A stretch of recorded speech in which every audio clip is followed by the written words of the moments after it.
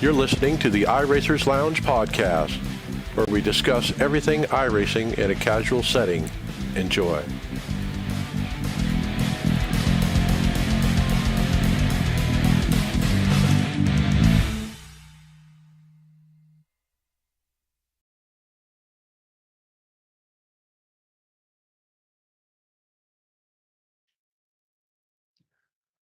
Three, two, welcome to the iRacers Lounge. I'm your host, Mike Ellis. iRacers Lounge is a podcast for the iRacer, where we talk all things iRacing in a casual setting. Joining me are the usual characters, David Hall. Yo. Yo, Brad Wren. Hey everybody, how you doing? Welcome, and Greg Hectus. What's up, everybody? Well, on today's show, we will recap the first iRacing special event with rain and preview more upcoming special events. Get some tips on how to handle your race mistakes. Find out how the eNASCAR Coke Series stacks up after the completion of the first segment. Attempt to tackle a large list of hardware updates and get a sneak peek of Snoop Dogg's new ride. And that's right. And you remember that you can follow along with us on your PC or your mobile device in real time as you listen to the show and see for yourself all of the great topics and products we'll discuss by visiting iRacersLounge.com and selecting the show notes. Hope to see you there.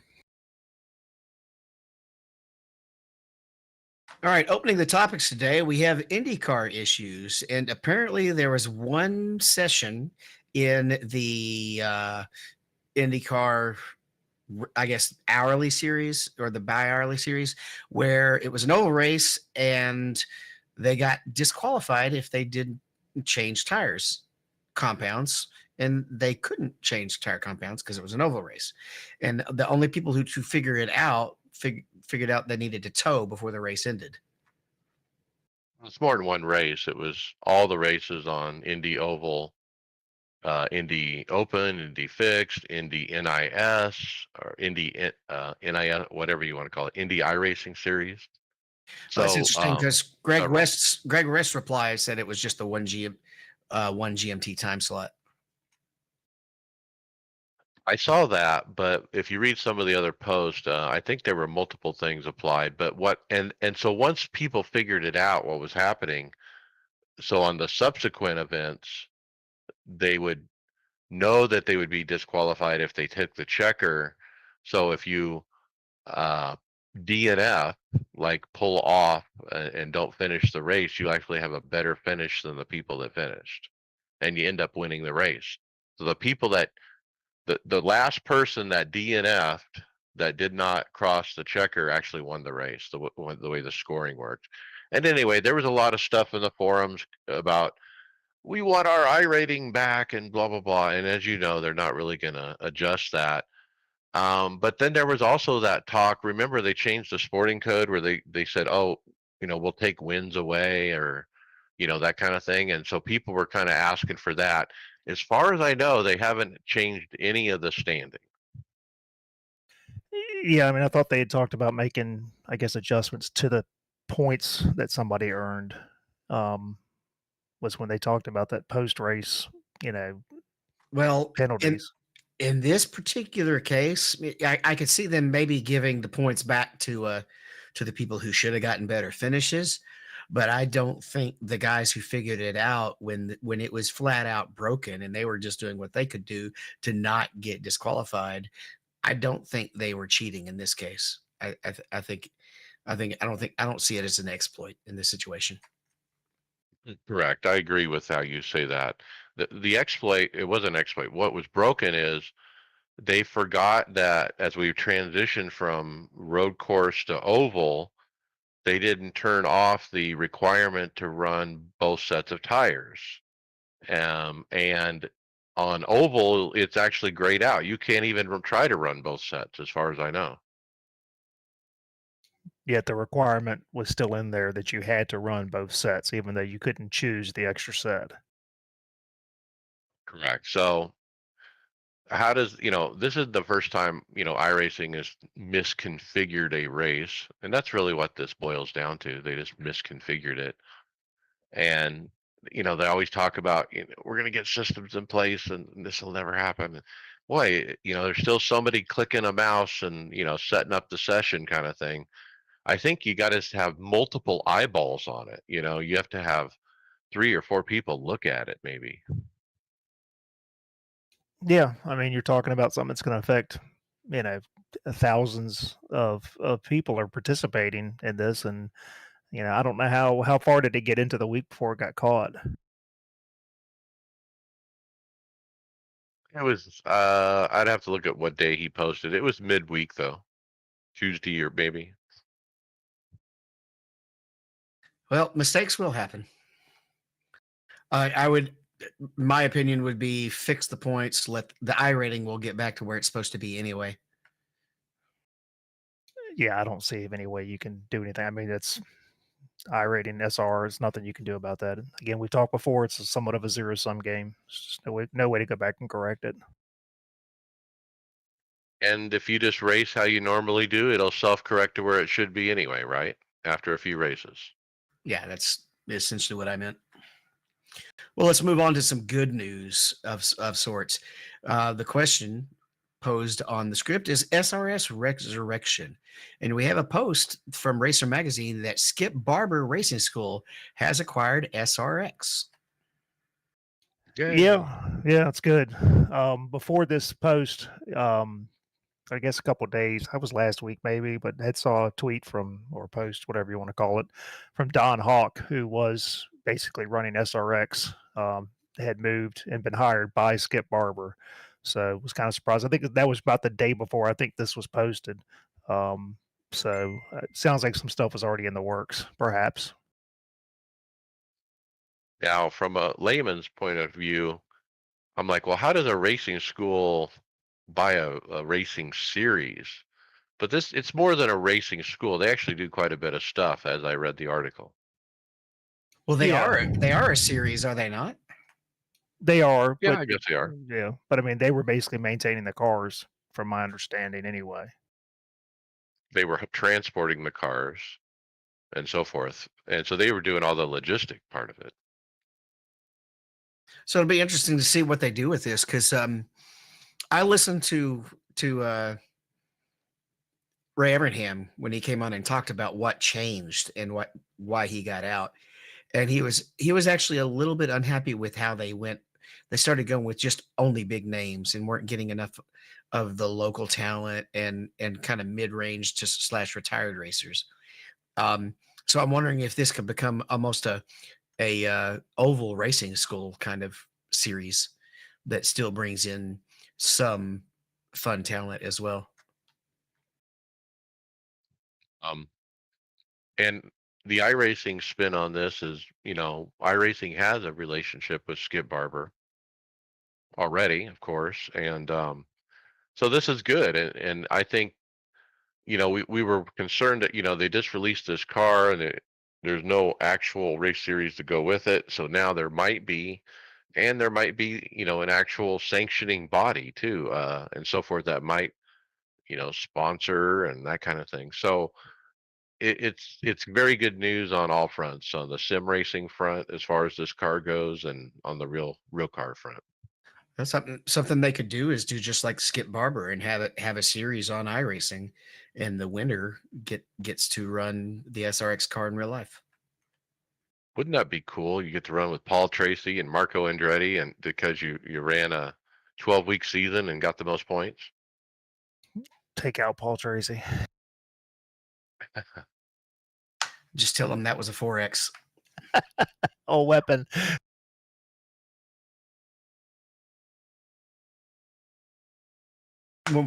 When we talk about Coda, I want to talk X's, but we'll get to that when we get there. Let's hit the next thing. We've got a Max 360 into the weekend, Mike. Yeah, Max Verstappen's my hero, and why? Because he cares about sim racing more than anything. I just love that because he's got more money than you can burn, and he's a Formula One superstar and whatnot, world champion. But yeah, he shows off his skills on a drawing track here where he tries to spin out. It looks like he's running an F4 car, FIF F4, and he tries to do a 360, and he's able to do it because the track's a little bit wet. Um, Nice to see his rig. You can see he's got a nice Asher wheel, probably the Asher V3, I would guess. But he's going to hit the wall if you were to continue that on. There ain't that ain't stopping.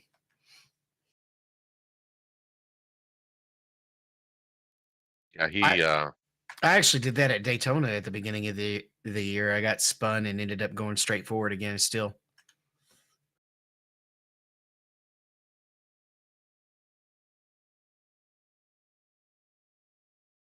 So, are you mistake free, Brad? Absolutely not.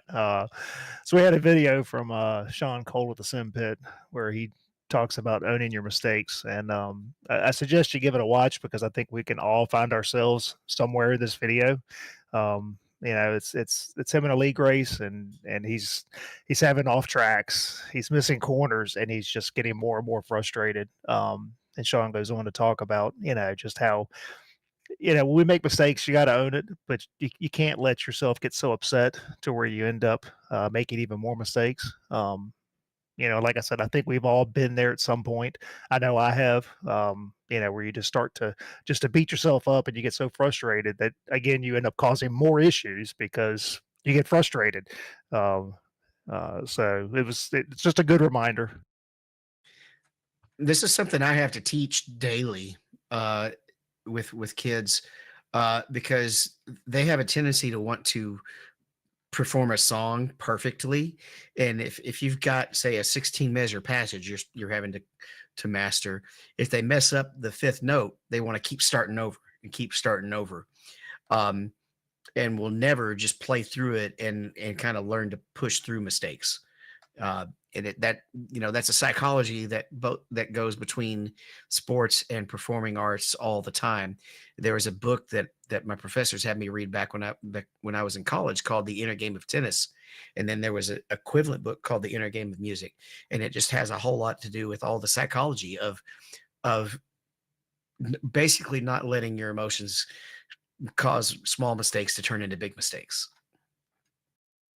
This video was a classic meltdown. Like, and I've never heard so many beep beep. He's beeping out his f bombs and different things he's dropping as he goes off track, and so it's kind of fun to watch from that perspective to see how one mistake turns into two mistakes, turns into three and four, and so on, and you kind of witness his meltdown. But look, everybody's done that. Oh, I've sped on pit road. Now I'm back with the garbage, and now I've been wrecked, and now I've been wrecked again, and now somebody just ran over me, and we were under yellow, and it just compounds.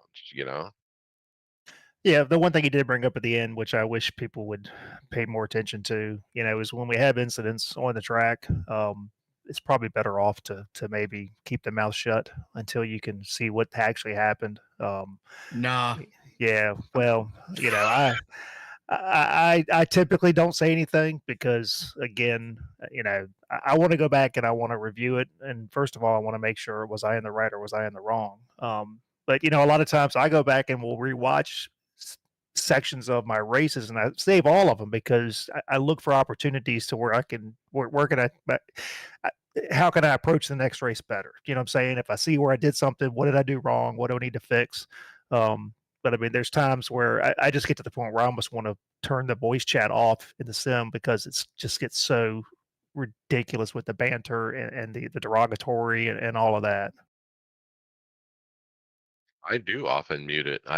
I'm fine with listening to the team in Discord. I mean, that's enough. And so unless it's you know, under green, I'll mute it. I don't want to hear all that. Oh, I'm entertained by it. It depends on who it is, I guess. This next one, David, is I put this in here specifically for Justin Pearson. Well, he's not really. I don't know why you put it in for Justin. Did he? He didn't crash when he ran for us at Sebring. It was me and Kyle who had the bad runs. No, but he often says this when he does Ah. crash. Oh, this is true. Yeah, he'll just rip himself to shreds. Well, we went through this when we ran Bathurst, and even Daytona. Look, it's it's one thing when again we try to, hey, don't worry about it, you messed up. But look, I can tell you, I'm the one that destroyed the car at Bathurst, and through Justin and John with spins and stuff like that, I'm like, hey guys, don't worry about it, it's okay. Then I get back in the car and I'm the one that destroyed it, and I lost it on myself because I get so frustrated that I'm the one that took us out of the event. What we're talking about is a tweet from Daniel Gray 10. He says, "My internal dialogue during the iRacing endurance racing, a teammate crashes. He says, 'Oh, well, they made a mistake. It happens. We'll do better next time.' When I crash, I say, 'I'm the world's biggest idiot. I should burn my sim rig, uninstall iRacing, and head into the forest to live a life of shame.'" I don't. So yeah, don't burn the sim rig. Yeah, I don't know if it's because I've just got all the musical training, and I'm pretty good about not beating myself too much up. I get way more frustrated when things just feel like they're out of my control. Well, I think I think it plays into the fact of when you're in a team event, you don't want to be the guy that tore the car up. I mean, again, it's one mistake that you make it doesn't just ruin. It's not like ruining your race. You can be you're 18 hours in a 24-hour race and you're the guy that stuffs it in the wall, and now you've not only ruined your race but the other 2-3 guys that are on the team with you. So, um, I think there is some. I think you carry a heavier burden when you're team racing.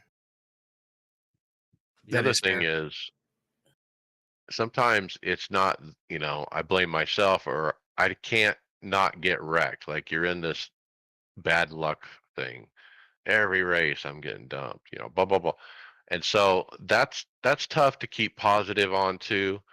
Look, it's a long season, and I always tell my team, if this was easy, nobody would do it. It's not easy. That's why we're doing this. It's like when I ran at Richmond today in the top split, every lap for me is a qualifying lap. Like I am up on the wheel, like holding my breath. Like I couldn't try harder. It's hard. It's hard.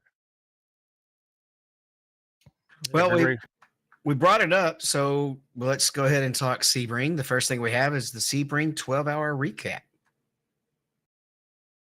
And Winners. yeah, I guess it's presenting the winners, and maybe they did it clean this time. The Williams Esports. Yes, they won LMP2 and GTP. Haven't heard any reports of improprieties. And then Drago Racing won the GTT. And this is the top split, obviously.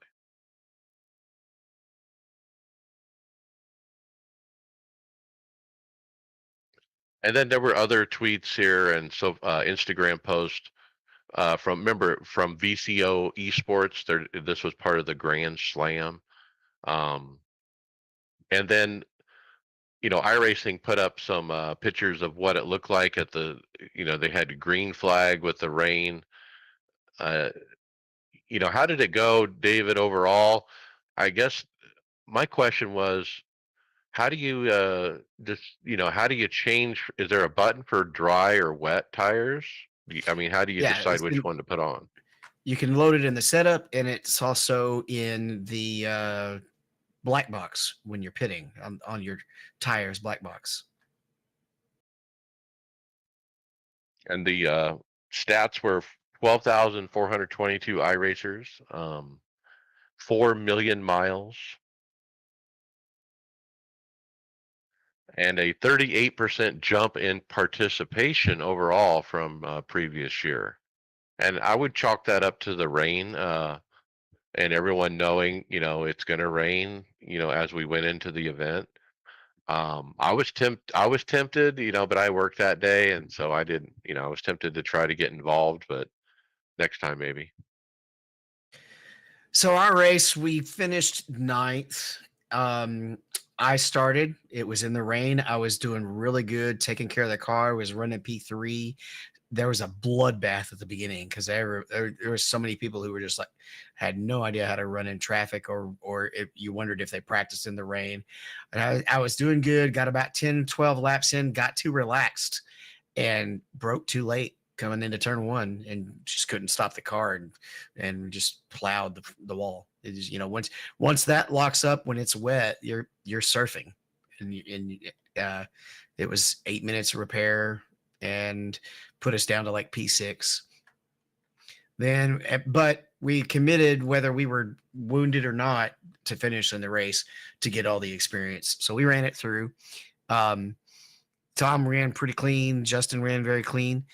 Kyle had one situation where he just missed the break point because he was right behind a GT and couldn't see the mark, and basically missed the braking mark. And that probably is another experience thing. You don't realize how invisible things can get, and how sometimes you almost have to rely on a sense of timing more than your visual cues. And then another time, I think I don't remember what happened. He locked it up in another place as well when it was wet. We ended up finishing ninth though, and that was fine. That was where we gained the experience and know a little bit more what to expect next time, but mainly just put that feather in our cap of knowing what it's like to race in the rain. So, how did the weather kind of play out? Was it you started wet?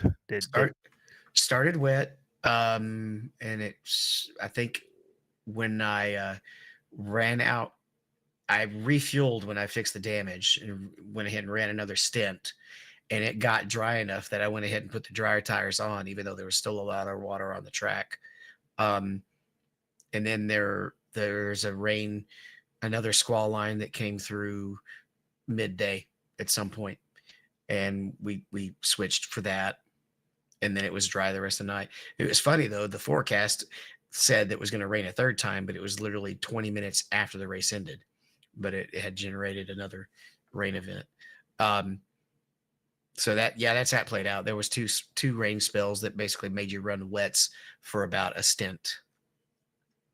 So the one thing I hope is that, I mean, we all knew there was going to be rain in this one. Of course, it's the first special event after rain's released. I just hope it becomes a little more unknown, perhaps. I don't want to go into every special event and being told it's going to rain. You know what I'm saying? Yeah, let's make it realistic. Agree. I watched the beginning of the broadcast, which I believe was Top Split, in the rain, and it was entertaining because every 20 seconds, maybe every 15 seconds, some car goes off in the rain, And then, oh, there goes another one, and oh, we see this guy spin off, and and so um literally it was a car every 20 seconds for several minutes. I mean, it was like, man, I was just thinking attrition, man, attrition. I can't believe there's not going to be any cars left. Yeah, there was 20 GTPs, and so we were. I think there was only 9 of us left running when we finished, maybe 9 or 10. Did you end up with a good mix? I mean, did you get all 3 classes in your split? Yes, we did. We actually had LMP2s, and I think, and an LMP2 had the overall win because almost all the LMP2 or almost all the GTDs wrecked out, or GTPs, excuse me, wrecked out in the first stint or two, and during the wet, the LMP2s are drastically faster. And another thing that was interesting, I had mentioned that you could just kind of use JRT to decide when to pit, and that was not the case, because after that first rainstorm, it said the track state was very wet the whole rest of the race, even when the racing line was dry, because the puddles never went completely away. So the calculation of the whole track state did not match what the actual racing line was, because the racing line dried up pretty quick, but it stayed at 100% wet the whole time on the telemetry. 50% wrecked off in the first rain. That's about what I witnessed. Yeah, like literally half of the field had problems, and Like that's why I was saying a car off every 20 seconds. It was crazy. Especially the prototypes. The prototype is just really hard to drive in the rain. It relies on the speed for downforce. So when you're having to go so much slower, you have even less downforce too. So you can't get through the corners as well. If you lock it up, it's not like when it's dry. When you lock it up, you can go ahead and lock it up, and the car will almost straighten itself out because of the aerodynamics, right? Or it'll at least stop spinning if you get it into a four-wheel slide. If you get it once you get into a four-wheel slide when it's wet, you cannot recover it. It's just going to go until you hit something. GTPs don't have anti-lock brakes, do they? Don't believe so. No. That's what I thought. GTEs didn't either, but that class is dead. So you've mentioned the 38% jump in participation. Is there anything else in that forum post, Mike? I think we've covered it. All right. Well, let's wrap Sebring and jump into the Coke series. They went to Richmond. And he won it, Steven Wilson, on a 2-tire gamble. Can you believe it? I mean, when has 2 tires worked in NASCAR and iRacing? Been a while. But it did because of the constant cautions and being the leader on these restarts is such an advantage because you can just get away. You get that 2-car length gap, and if you're decent, you can hold it. And he was, and so Michael Cozy Jr. Was kind of the class of the field prior to that key stop, and he ended up taking 4, putting him back to 4th or 5th or something, and basically lost him the race because he took 4. Because there were like 3 or 4 drivers that took 2, and Steven Wilson was one of them, and it was just a caution fest after that. It was like they couldn't even get it was like every time out of turn 2 is when they would wreck, actually, after the restart. So they would get about half a lap wreck. And so even the announcer, Blake McCandless, was like, boy, we could just like record this and put it on repeat, because the same thing keeps happening. And it basically would be a 3 or 4 wide, like back in the middle of the pack or farther back, maybe around 20th. And they would have to funnel down, and you can't funnel down to 4 wide in Richmond. It's about half a car length too not wide enough. But anyway, I was entertained. What did you guys think? Well, I didn't get a chance to watch it because we ran the A Open, but how did the heat? Did you watch all of it? How did the heat racing work out? Yeah, they had heat races to determine lineup. I mean, nobody got cut or sent home from the heats.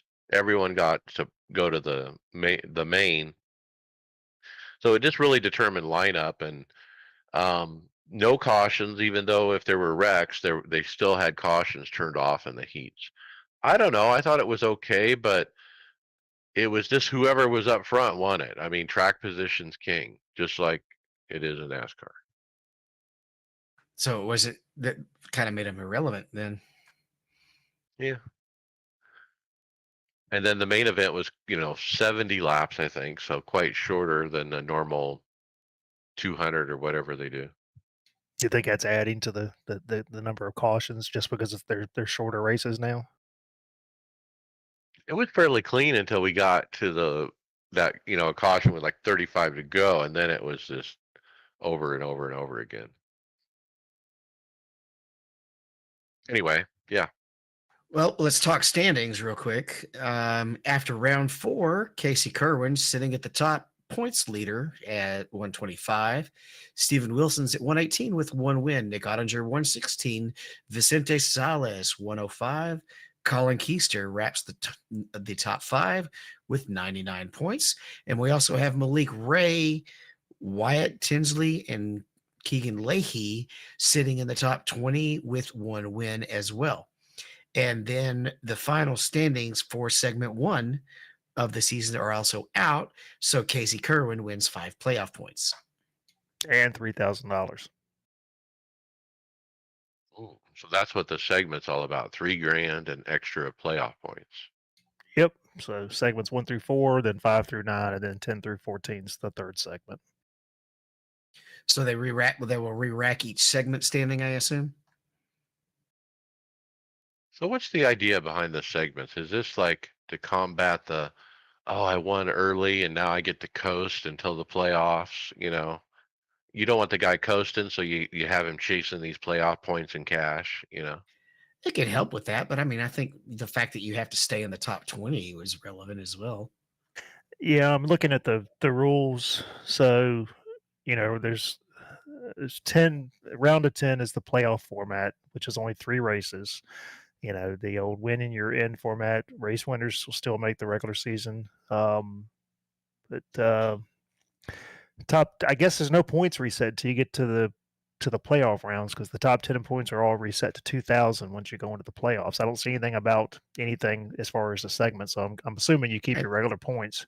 I think you keep your regular points, but I think that everybody, I would assume everybody starts back at 0 on the segments. I would agree. 5 through 9. They So just there'll be a happen to segment match standing. this time because it's the first one, right? Yeah. So there will be a running total points as well as a segment point for segment 2. So everybody on segment 2 is probably sitting at 0. Right. Yeah. We could have Otherwise, a what's the different point? segment point winner versus who's leading the points, right? Yeah. It says the highest point scorer from each segment will receive the additional 5 playoff bonus points and the $3,000 prize bonus. So yeah, next week we'll have a set of actual separate standings to read off. There were a couple of drivers that were just mired in the back, involved in every single wreck. It seems like Ray Alfala, Bobby Zielinski, Keegan Leahy. I mean, remember some of these Coke races we've seen before where I think it was Vicente Salas, they set him out once because he had too many incidents. Well, if they still have that rule where they have too many incidents and you have to sit out a race, I think we're going to have a few drivers sitting out next race because there were a lot of drivers getting in repeat incidents in this event. I do believe that their incidents are actually at fault incidents. I don't think it's just if you're involved in any wreck. I think they actually Oh, I see. I think they actually evaluate it and place blame. But you're going to see those wrecks in the back, and I always kind of find it ironic when we're in a NIS race and somebody's like, "Oh, they're back there wrecking for 25th again." How are you going to get to 10th if you just ride in 25th? No, and it's hard to pass. I mean, it's saw that last night. I mean, it's difficult to pass at some tracks, and I think with this car, it just compounds it even more. It's hard to pass at times. And I just think it's always ironic that they'll complain about somebody racing hard for 25th, thinking, well, you should just go in a parade back there, and only the guys in the front 10 should be racing tight. No, that's why it's called racing. I mean, look, I went through it last night. After having some issues, I was all the way back into like 28. So you're racing hard. Yeah, I'm racing hard. I need to get back up front. I mean, it doesn't do any good to hang out back there. Well, how hard are they racing in these highlights, Mike? Well, you see the Super Formula Light at the beginning. I need to try this car and the Big Brother version of it. I don't think we have the video on the script, but there was a social media post from a driver named Fittipaldi who runs an Indy car. I don't remember the first name. Is Pietro Fittipaldi? I think he's the nephew of Christian Fittipaldi. Anyway, he runs an Indy car, and he put up a lap of him in this car, the Super Formula at Road Atlanta, and in a fixed set, and he actually got a world track record. So I was very impressed. But this car looks fun. Yeah, I mean the montage is kind of your normals. You've got your GT3s and open wheelers. I think it was Xfinity at California. Yeah, I mean good. They're all. I need to try to, I guess, save some replays and maybe go back and hunt for some stuff to submit at some point. My hard drive's almost full, so I can't save replays. Um, what a horrible problem. I really like the one with the Mazdas at Sebring, where they're coming to the checker and they're 3 and 4 wide, and you throw a blanket over them. I think we talked about that clip, but it's in this video as well. Very true to life because that's the way they are. If you ever watched an MX-5 race, the Mazda Miatas, they're fantastic. It's like drafting on road courses.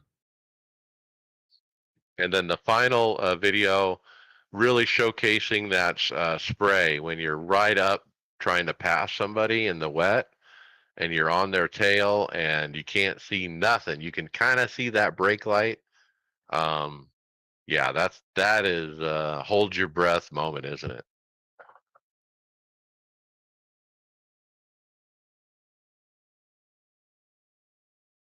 All right, we almost have copyright infringement on this next one.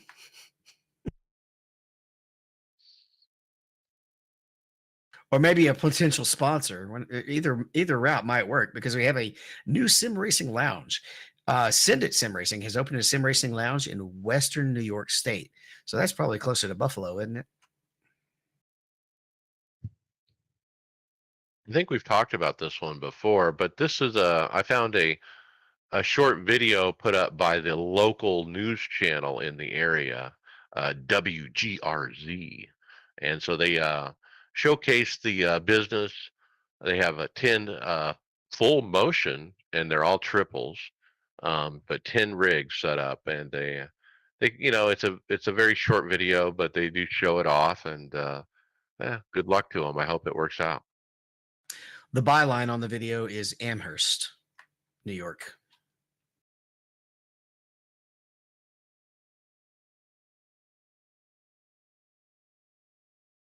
All right, Brad, tell us about an impressive accomplishment. Yeah, so Tucker Mentor took to X and posted that I've been working on getting this achievement for a while. And he's down to 3 tracks. So he said he's going to stream his attempt to win at Winton. So it's the I've Been Everywhere award. It's win official races on all tracks. You must score championship points to qualify. This award may not be earned while participating in a team event.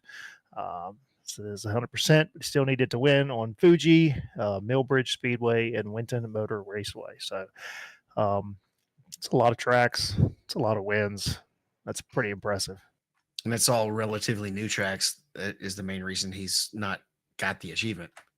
So do you lose this achievement with every time they add a new track? Does it go away? Yeah, I don't.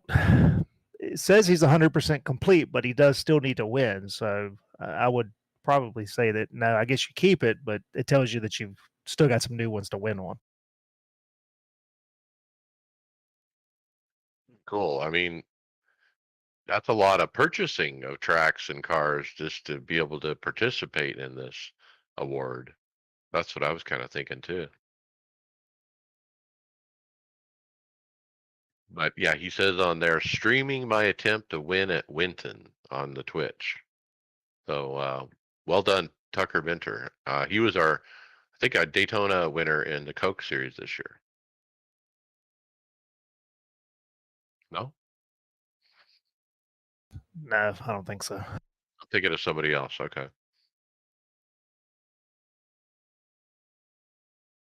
Well, maybe when you were watching that Coke Series race, you got a little sleepy because of all the calming sounds. No, that's NAPCAR on Sunday afternoon. I mean, on Fox. I usually take a nap or fall asleep because it's Mike Joy. Just, I'm trying to tell y'all, just listen to the radio broadcast. It's better. It is. I was driving back this past Sunday in the car, and it was better with PRN. So this is a ASMR video. Now, I don't even know what ASMR is, but I follow this one girl on the TikTok that says she's ASMR, and she puts the camera right in my face and acts like she's touching it, and she makes these little sounds and clicks her nails on the thing, and that's what ASMR is, I guess. But we have an iRacing version of ASMR. Now, this is the second video they've done. They did one that was like 8 hours of racing or something, just regular road course racing. This one is 4 hours of calming rain sounds from iRacing. This is interesting that ASMR is kind of, I've just read the definition for it, and there's almost kind of two approaches, because if it's just relaxing sounds, that may not necessarily be what ASMR is, because here's what it stands for: Autonomous Sensory Meridian Response. And I'm just going to read the Google definition for you. A term used to describe a tingling, static like, or goosebump sensation in response to specific triggering audio or visual stimuli. These sensations are said to spread across the skull or down the back and the neck, and for some, down the spine or limbs. So that doesn't really make me think of something that's just trying to help you go to sleep. That's a stretch, right? Seems like But two it'd be different nice things. to fall asleep to, just put it on your phone, let it run as you fall asleep. I have a little app I run when I have trouble sleeping that plays rain noise. It's like a noise machine. That's exactly what this is. So just fire up your rig and turn laps in the rain. You'll be good. This goes to Wait, a wait, wait, rain wait, wait, race, wait, right? wait. You're telling Mike to practice?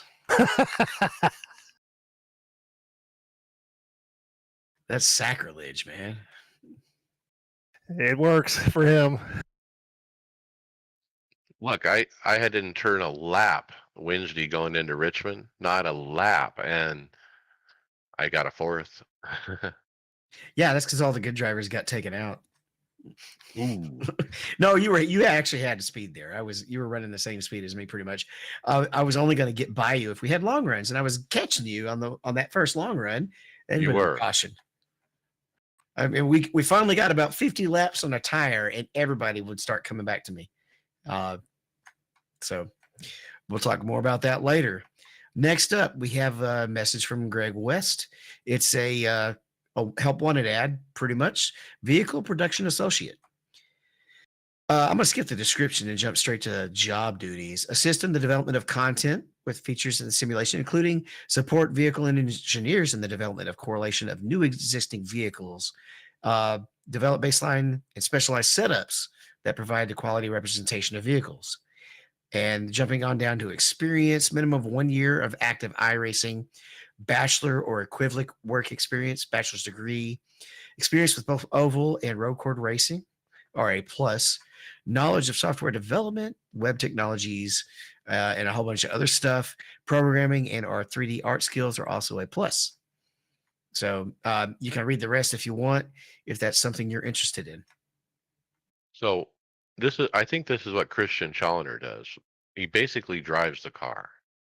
This is what this job is you drive the car and then you interface with the programmers and developers on what needs to be changed and fixed and whatever. Or you're developing setups. I think that's part of it too. So you have to be really disciplined. You have to be really consistent, right? You have to be able to communicate, and you have to have the interest in doing a lot of boring testing, right? If you think about how much real racers talked about how much they hated testing, and it's going to be some of the same kind of work, but might beat a factory job or tossing hamburgers. Do you guys remember what other drivers they hired for these kind of positions? Christian comes to mind, but there was another guy who was doing a setup shop and they hired him straight in. And I know we used to use his sets, and I can't remember his name now because he didn't stick around long. He ended up kind of leaving, and I believe didn't have nice things to say when he did. Oh, I didn't know that.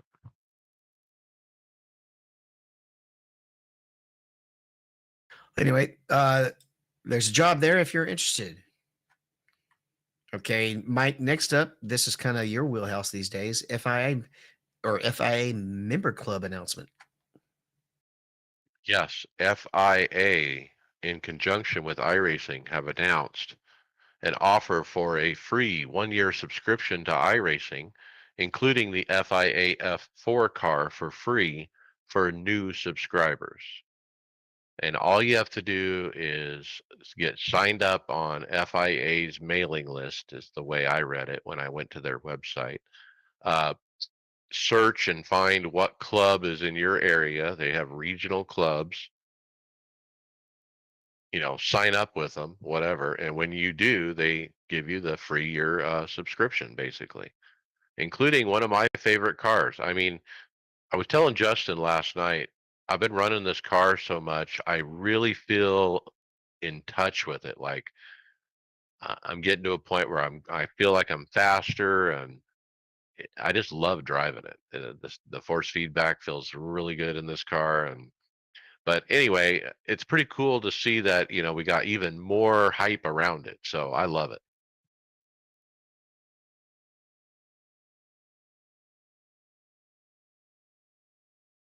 And next we have a report, Brad, from old friend of the show, Evan Pasoko. Yep, had a tweet or post on X. It says last week I joined the Twitch Rivals casting team for their first iRacing event. It said that stream garnered 1.2 million views, which is the second largest Twitch Rivals event in the last 18 months. So sim racing is only continuing to grow in the esports landscape. So I'm assuming they probably I guess did the Sebring. I'm not really up with Twitch Rivals. I'm not either, and I saw this and I kind of ignored it because I don't know what it is. But wow, they got a lot of views, 1.2 million. That's a lot. If it sounds like based on that number, they're the Twitch rival things is definitely bringing in new eyeballs to sim racing for sure, and to iRacing, because I don't know that the Coke race doesn't even do that, or the Porsche race. They don't do numbers like that. Those are good numbers. So, yeah, whatever Twitch Rivals is, bring it. I'll have to watch the next one and see what it's all about. All right, I'm not sure if we want to talk everything on the next item, but it's the wait. Let me make sure I didn't jump too far ahead. We are on the This Week in iRacing next, right? Yeah, and the idea here is it's everything in the week. Just pick one and let's highlight it. Well, the weekly challenge might be good to talk about. Yeah, iRacing Weekly Challenge. Right, most of it's 12 just weeks of different telling you car what and track combos. and most of it's just telling you what each series is at, right? And you can go to the schedule to look at that. This is just kind of the what's on the schedule this week. What is the Well, weekly challenge though? It looks like they're right. They're running the MX5. Is that right? No, I think it's the Super Formula Lights at Okayama. Mike, there it that's right is. up your park, buddy. You said you Yep. want to try it. Yeah, maybe that'll work. And then there's Ringmeister in the LMP3 at Nürburgring. Draftmaster is the 87 at iRacing Super Speedway. So that's kind of interesting to talk about those cars, since it's a car and track that changes every week. Yeah, I did this. I attempted to do this last season, but like I shared, starting to do doing open wheel races in cars you're not familiar with when you had a mid-range road license, mainly from sports car racing, I was getting my butt handed to me, and it really wasn't any fun. Well, you got the new open wheel license. Jump in, let your iRating self correct, and you'll be where you want. The one thing it also is the IndyCar iRacing series is off this week, and the next race is April 16th. There's a huge gap in the IndyCar schedule for whatever reason. I don't even own Long Beach, but I intend to buy it because I've been really enjoyed the IndyCar iRacing series. When when we ran that, Brad, at California, I think we had a lot of fun. The whole group did. Yeah, not a big IndyCar guy, but maybe I'll try something this year at some point. The gap in the schedule is because they're matching the real life schedule. They just don't run as many races, and they don't have all the tracks, but right, they try to at least run the same weeks.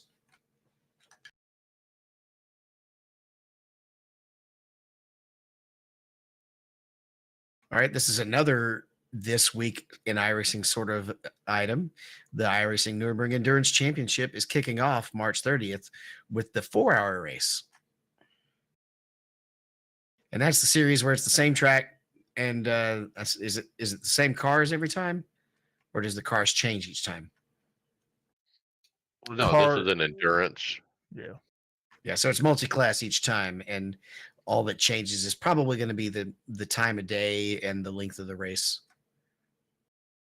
Yeah, so this one is 4 hours. There's some that are, 6, 12, and whatnot. So stretches, I think it's 6 rounds, I think. Goes through to about November. So I think it's 6 rounds. And now we're talking events. We have the Road America 500 coming up, and this is vintage sports car racing. And we have nobody signed up. I will bet money this will be probably one of the smaller events, but still, it's good they have it on here because there are people out here who love to race the old cars. Has either one of you guys ever run either of those cars? I haven't. I think I've been in the Nissan for one of those leagues that like to bounce around different combinations a long time ago. I'm not sure anyone on the team owns the cars, maybe besides you. Yeah. Well, it's April 12th through 14th, and it's the Nissan old school prototype, and that's one of the Audis. Which one is it? It's called the Audi 90 GTO. And the Nissan GTP ZXT. Break out your H pattern shifter. You don't want me to do that. I'll go into second gear when I'm supposed to be going into fourth. So I'll digress. I had this great idea last night. I'm going to buy an H pattern from the Russian, the Ialogs. That it looks identical to my sequential, and I'm going to put them side by side. And I'm thinking about doing it, but I don't even run a car that uses the H pattern. But it's like almost $400, so I don't know. I want it.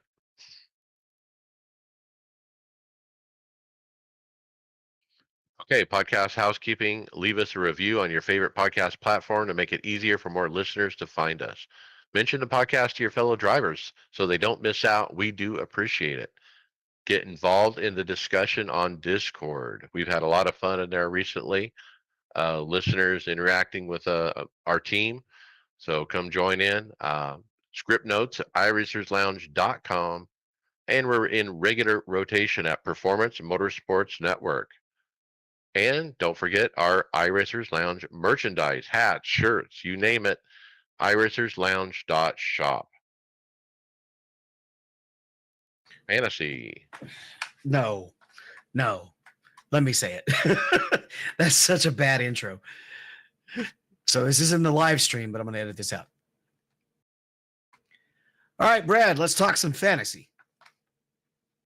All right, so we had the Cup Series at the Circuit of the Americas, and first road course of the year. And coming out of there, we had Cletus, 45, took the win at 224. We had Mike Go Lightly in second, Matt Rob 40, followed by Pete Racing, Stu 24, TG1 Racing, NASCAR Jedi 2, Scotty Boy. And then Stuart Haas Fanatic and Supreme 3D Printing LLC. I continue to suck at this fantasy. I'm not great either. I was 40th. I thought I had good picks too. Greg was 43rd.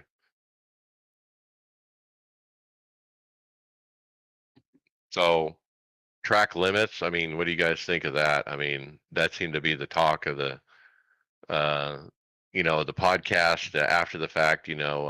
Brett Griffin was kind of critical of the track limit problem. I think the fix is just don't go back to Coda. Let's go to North Wilkesboro. That would be one good fix. The other fix would be to put curbs down. Just put the curves down that either damage the car or at least upset your line enough that you can't cut the track.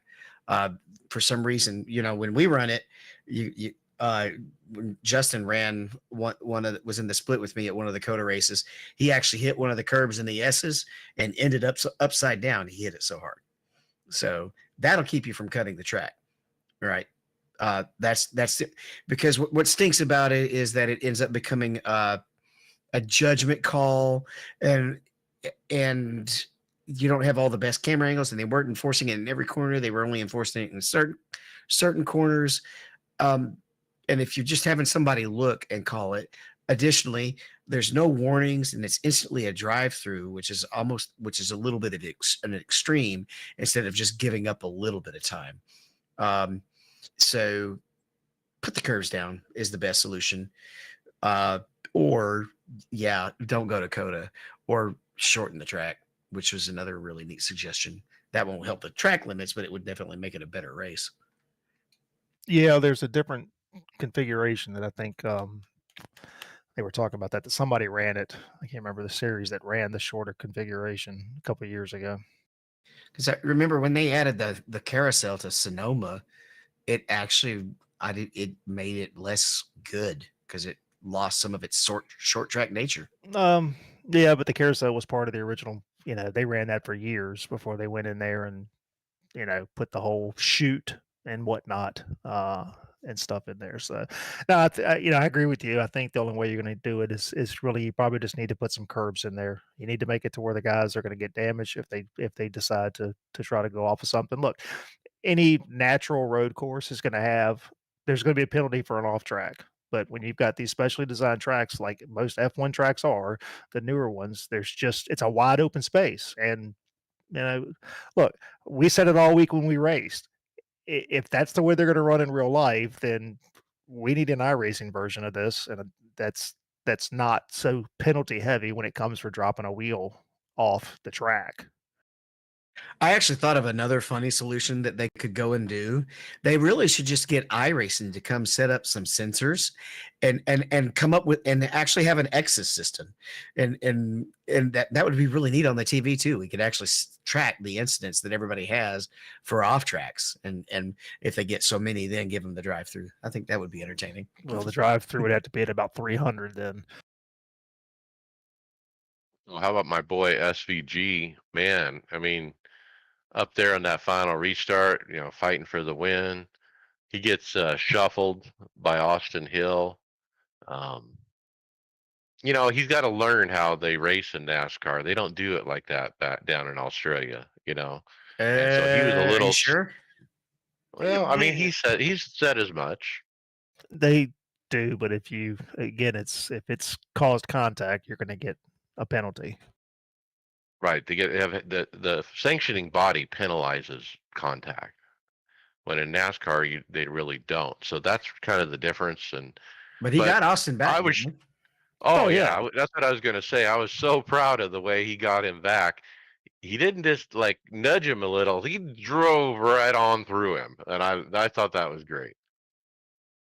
Well, typical Austin Hill. He's all about giving it, but Lord help him if somebody does it to him. It's the end of the world. So that wasn't the Cup race, though, right? That was Xfinity. Was Xfinity. That was Xfinity, yeah. A better race. I mean, look, the Cup race it played out the way it's going to play out. I just don't think you're going to have anything much better than that. I did not want to repeat of last year where we, stuffed him in there 7 weeks, 7 times in a row or whatever it was. When that final trying to finish the race, that's ridiculous. It's sometimes it's okay to watch just road courses play out naturally, and that's fine. Richmond, looking ahead, are we going to have the same mess we had at Bristol or what? Nah, I don't think so. Okay. I don't think so. And then, I really think that was a combination of the temperature and a concrete track as well, because concrete never takes rubber the way asphalt does.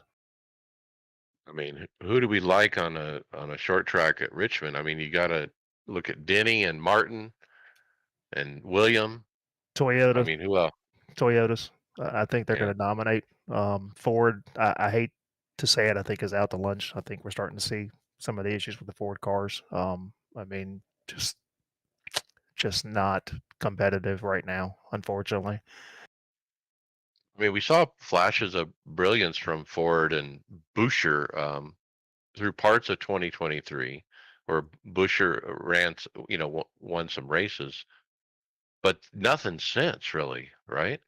Yeah, well, I think it's the car too. I mean, they've got a new car body. Toyota does, and I think Toyota nailed it. Chevrolet, as we said before, they've been running the same thing. They know what they've got. It's not an issue.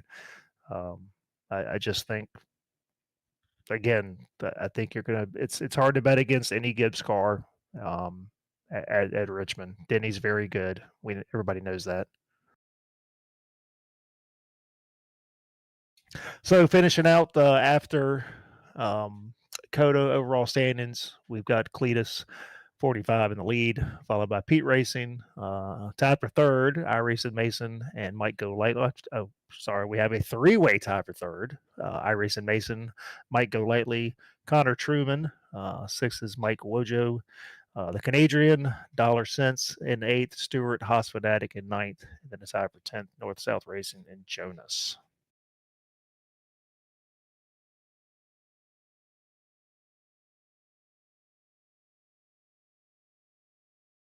Let's open up the hardware with a Lawrence de Sosa.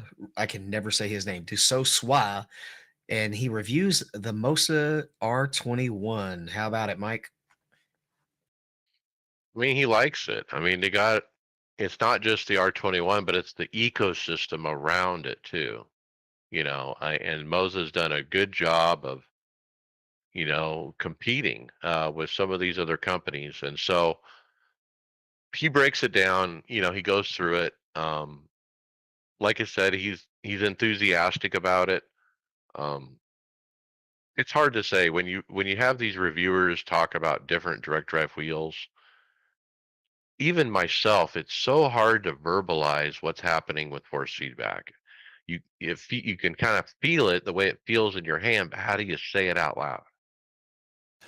He did bring up a point that I noticed right off the bat when I was even looking at stuff. The size of the Mosa wheels, it's big. I mean the actual direct drive inside is about the normal size, but you got all this outer casing on it.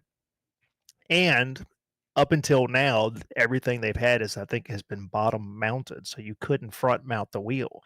Well, I want a front mount wheel because the way I want to put my screens there.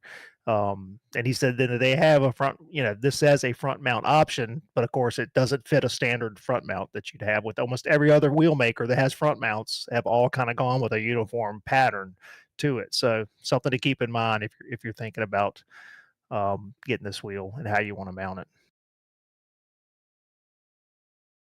It's a good point. And I was thinking nowadays, I would like to have that I don't have on my rig is a wheel mount that is movable. Like I would like to adjust my oval wheel to be a little bit different place than when I have my formula wheel on. And it's hard to right now it's a compromise. I have to position it in a spot that works for both. But when I look at some of these rigs that have the moving front piece where the mount moves and all that and it's still rock solid, that's very attractive to me.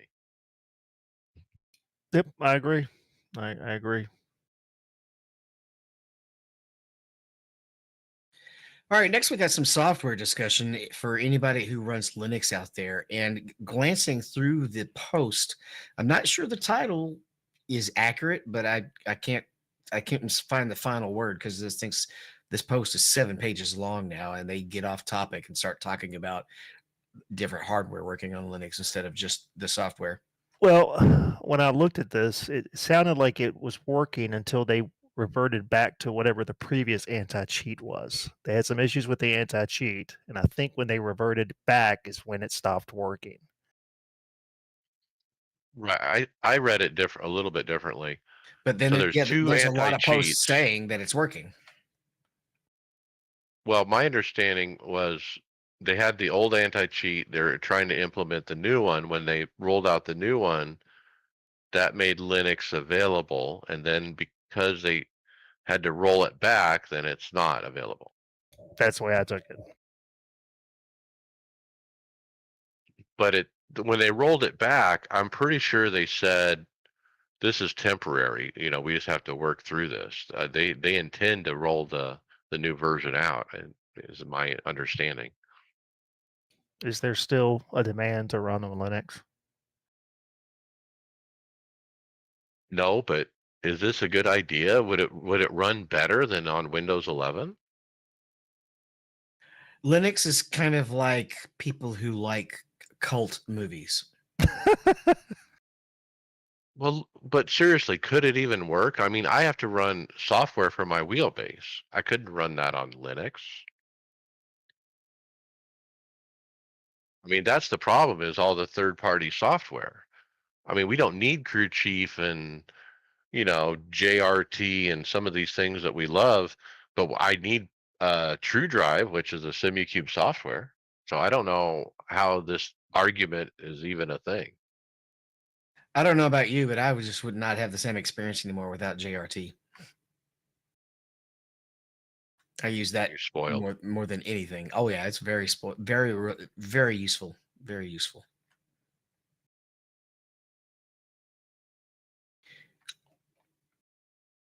All right, we got some pedals, Brad. Yep. So we've got a post from, or it was from SimForge, released their dark version of their Mark One pedals. Good looking pedal set. I mean, again, we've kind of talked about some of these before. I think we've actually talked about these in the other version or whatever. That kind of that standard uh, design that the Husenfeld kind of started years ago. They've gotten good reviews. I think they look great. I love the red, and I love that flat black. Looks great. Oh yeah, I think this dark, like you said, black and red is much better than their normal, silver look. Only $369 for a three-piece pedal set. It's got a heel plate, which is red. It's all on a base and everything. It looks like so. Pretty good value. Looks like a lot of fancy adjustability options for the heel plate as well, based on how it's attached to that small piece of profile there.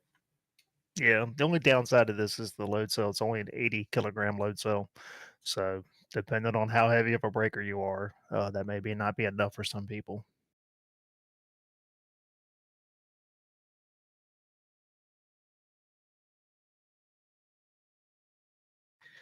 All right, Mike, tell us about this new king that may be crowned. Well, that's what OC Racing asked in his video of the review of the Camus DD wheel, the bigger one. Um, and he wonders, is this going to be a mid-range level, competitor?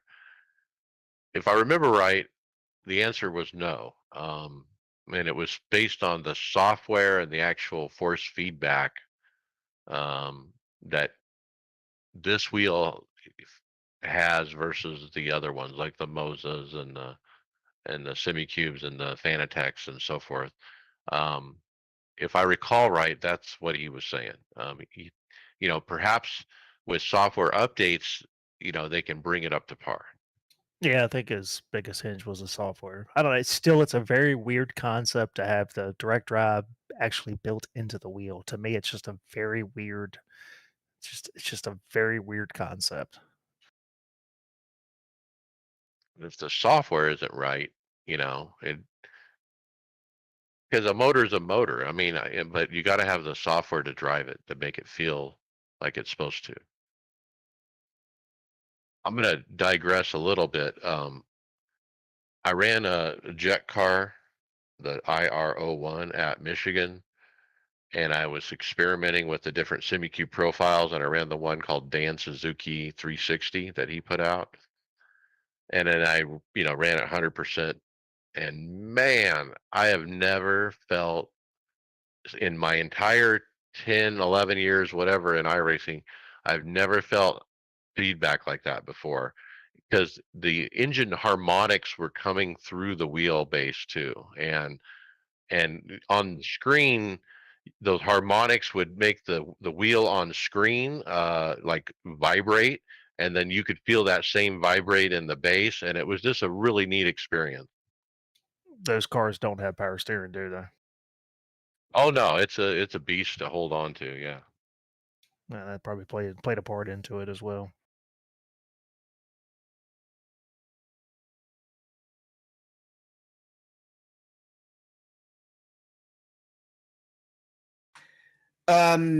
What's this next question, Brad? It's well, the question I can tell you is it still worth it? So run away with it. Yeah, so Geek Street had posted a video about the Logitech G29, whether it's still worth it in 2024. I watched this, I guess, 2 weeks ago, and I think the conclusion was probably not.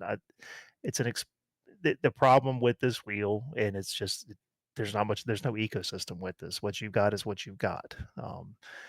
There's not much change there. I think for somebody probably getting in, maybe if you're just starting and you're console wise, that's the beauty of it. It's you can use it with PlayStation and probably Xbox and all that. But again, I just think there's so many better options out there, and we've talked about that before. I mean, even if you just go back to the story above this with the Camus wheel, um, it's the just don't think this is worth the money anymore of where we're at. Right. And look, when I started 10 or 11 years ago and I got involved in iRacing, I didn't know any better. I mean, I bought a G27 because that was the only thing I knew that was for sale back then. There wasn't Um, there wasn't a whole lot of options either, Mike. I mean, I had a right. G25. There were no options. I mean, nothing like we have today. I mean, like I shared, when I decided to get back into this last year, I was floored on the options out there. I mean, I spent a month just watching reviews on direct drive wheels trying to decide what to do because there's so many options. It's so the industry's changed a lot over those 10 years, and so today, I still think the G29 has a place for that incoming sim racer who's just trying to get involved. They don't know any better about what to buy. They go to Best Buy and there it sits, at Best Buy or wherever they go to buy their home electronics. And kudos for Logitech for getting uh, that person involved in the sim racing, get them hooked, and then obviously they're going to upgrade at some point.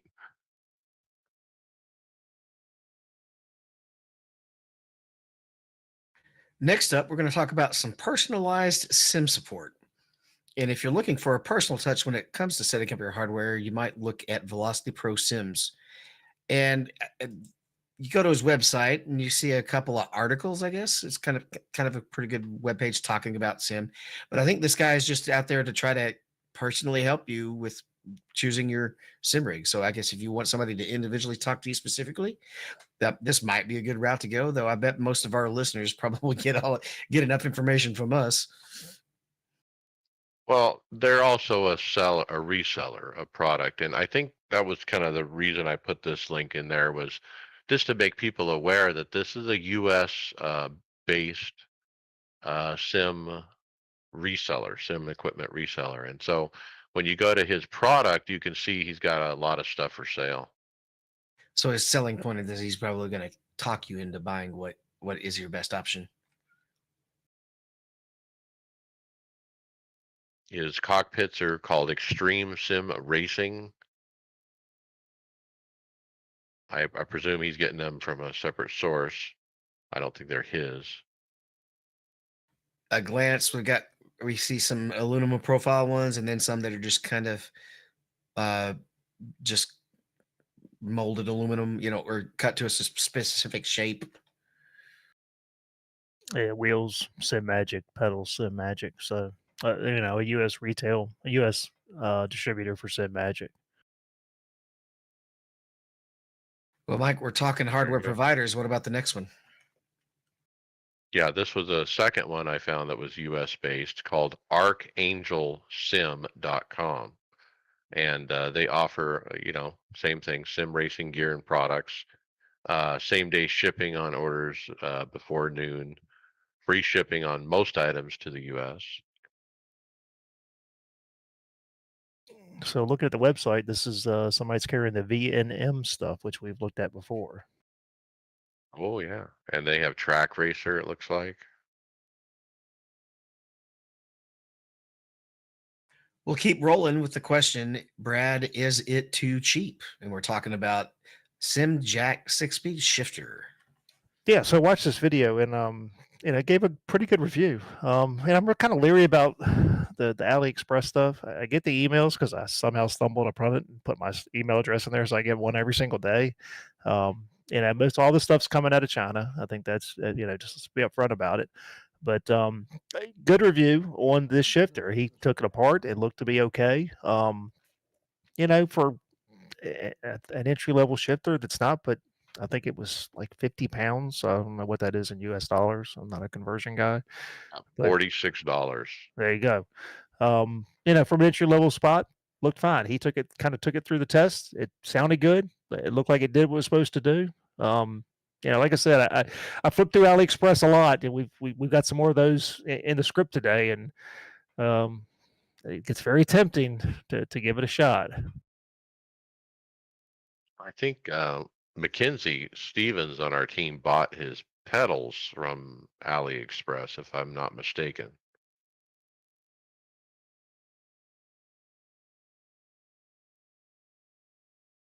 That's a This- cheap. I mean, that's cheap if you think about it. I mean, I might pay $46 in shipping for my $400 Russian H pattern shifter. It just cost me 46 just to ship it. But you can buy the whole thing for $46. You know, you got to get it smuggled out of Russia first, right? I mean, he takes it apart and goes through the mechanics of the shifter, and it looks to be pretty good. It really does. I kind of like the way that it looks. I like the way that the mechanism operates. So again, you know, I don't know. I read conflicting things on different Facebook groups, about some of the stuff that comes from there. So. All right, this next one's just a quick hit. If you're in the Boston area, Visaro Sim has an Instagram post. There's a new F1 arcade that's set to open in April, and they're nice looking. I guess custom built to a design arcade F1 rigs. Though the seats are not F1 design, they're GT size, right, or configuration. What is a little confusing about it is it says 8 of 69 rigs. So does that mean is that a model number? No, that's how these F1 arcades roll. There's like 69 separate racing sims in the.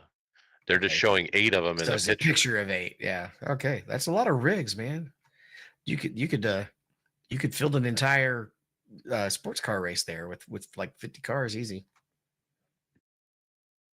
Look, I kind of threw this up here because, well, first of all, to look at the equipment to see, when you do a mass rig sale like this, what are you putting up?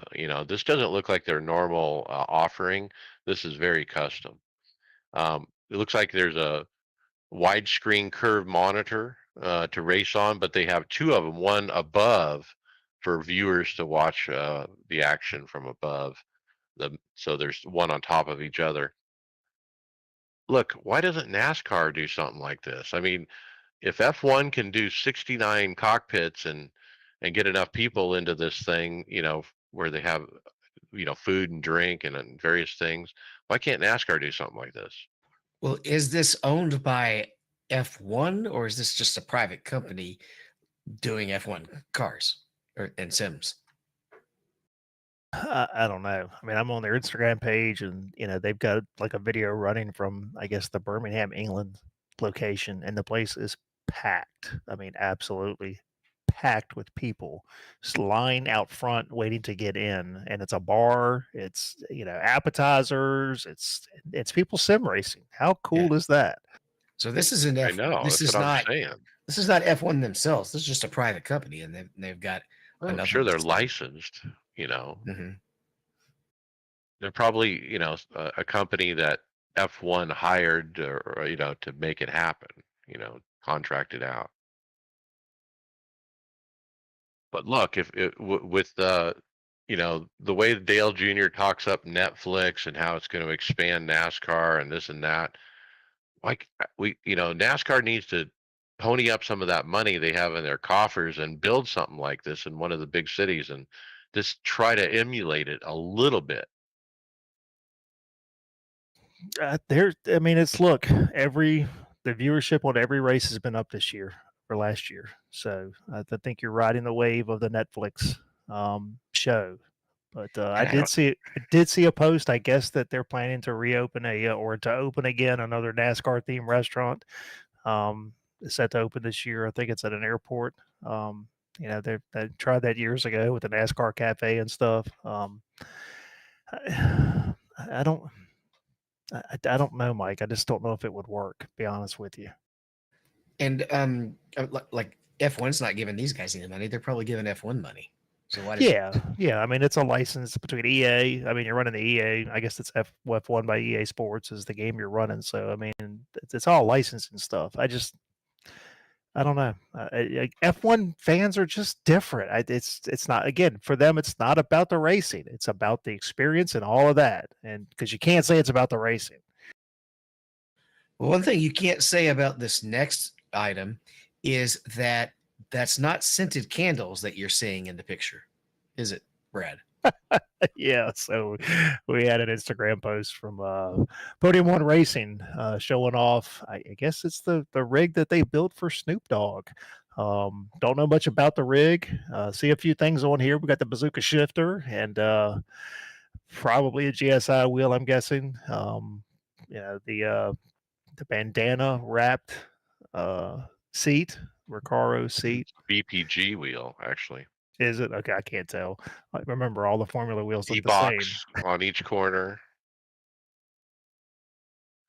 He's got those massive triples that I like, the real big triples. Some kind of smoke machine, too, it looks like. Well, he doesn't need the smoke machine when they install it. There'll be plenty of that.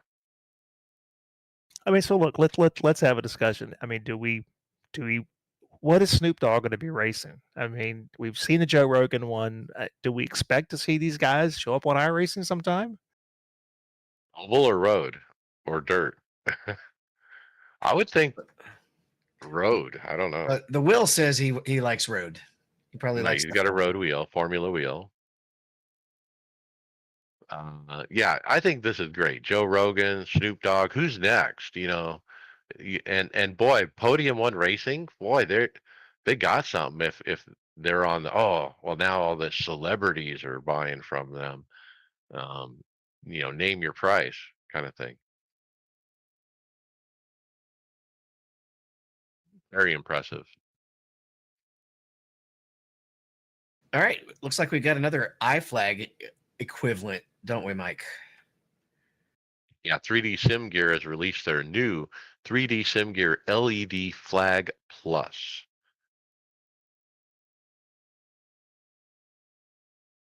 And it's $56. It's an 8x8 LED matrix.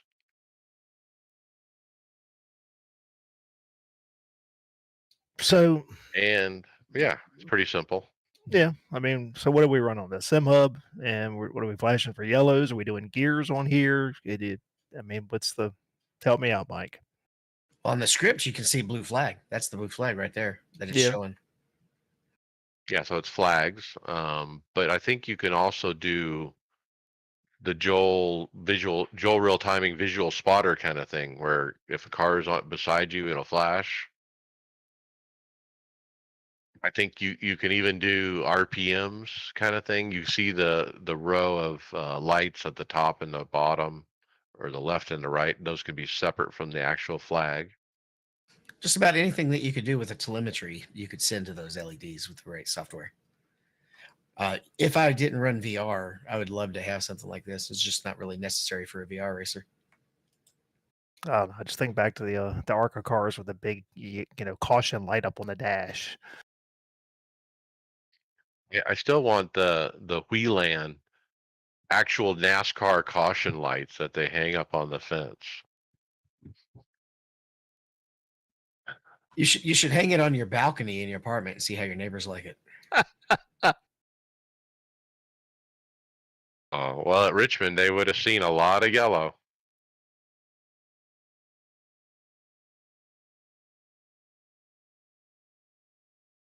Okay, this next one has that hexagonal look that reminds me of who was it that came out with that one? Thrustmaster? This is nuts. So it's AliExpress again, and it's a $55 direct drive wheelbase. 8 Newton 55 meters. bucks. Yeah. Look, somebody's got to start reviewing these before I even think about it. Someone's got to review these. But that would be a really good option if it's good for entry level, for sure. Yeah, I don't disagree. Again, it's just I if it's too good to be true, it's normally TBD. too good to be true. Let's put it in the to be determined category. Well, look, we talked about the Camus had a lack of software problem. Imagine the lack of software problem on a $55 wheelbase. Yeah, because we probably have no capital to work on software to pay a software developer. Yeah, Called so, Trun, Trun. yeah. So I went to the website, and all the pictures are in Chinese, so I can't tell you what any of them say, unfortunately. They have a wheel that now when I clicked on the picture with the actual round wheel, the price changed to $810. So that's interesting. I just saw the same thing. Okay, so I see what happened. So the actual base is at $543. Okay, so I stand corrected. The wheel without buttons is $55. See, just the wheel. Yeah. So if you get the wheel, the base, and the disc and the quick connect, you're $810. So that makes a lot more sense. Okay, Uh, now it makes sense. I guess I need to fix the script. Well, I couldn't believe $55. But that's what it said, and you showed a picture of the whole thing, so it was just like, well, That logo doesn't just remind you of Tesla. it's a rip off of Tesla, yeah. Yeah, it's just it's just man, yeah, it looks very, very actually copyright infringy there. I bet you Elon could go after him. I have an idea. Wouldn't it be a fun project to make an AliExpress cockpit, the whole thing? The rig, the wheel, everything is bought off AliExpress. And how cheap can we get it? If you could resell it, might be fun.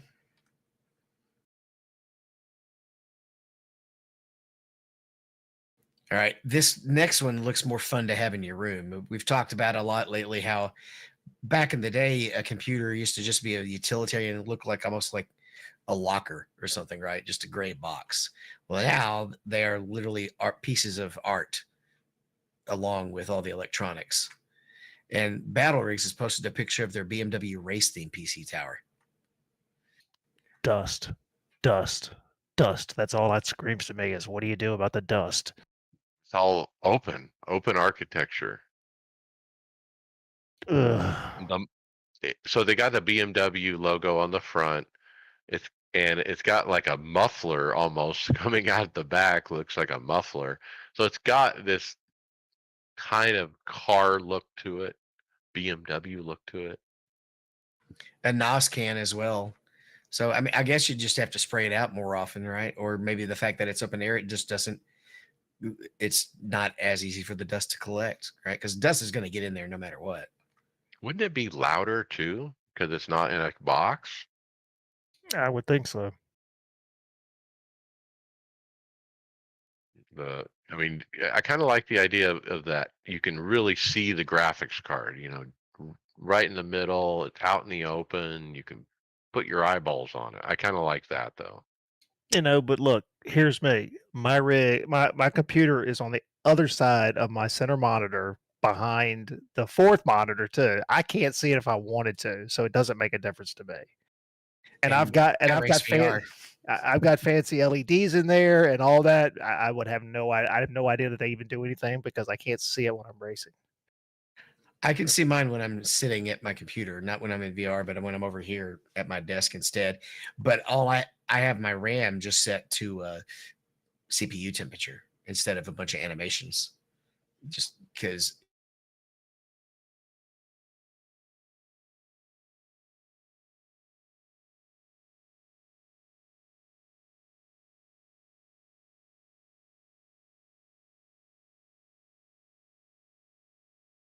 All right, Mike. We have the Conspit DDU wheel. Yeah, Conspit shares on Instagram their latest wheel that incorporates a DDU in a GT style wheel.